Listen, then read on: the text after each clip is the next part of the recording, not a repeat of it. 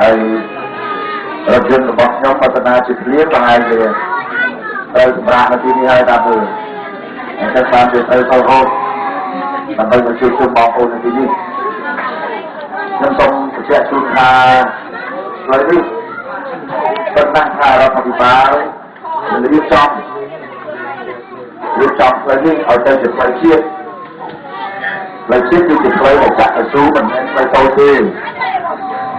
ហើយដែលតាមមានគម្រោងធ្វើផ្លូវជាតិនឹងហើយបានជានាំគ្នាបណ្ដោយផ្លូវនេះ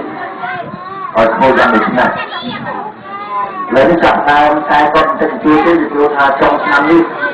ឬដល់ឆ្នាំក្រោយគឺនឹងកាយចោលទាំងអស់វិជាហើយផ្លូវនេះមកធ្វើឲ្យនៅគេនោះគឺធ្វើតែតែទៅដល់យ៉ាងហោច1គីឡូក៏$5,000ដែរដល់ហ្នឹងកាយទៅចេញទៅ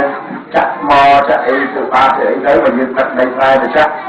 ដូចយើងនៅចិត្តតាវរីហ្នឹងបែកម៉ាំងចុះ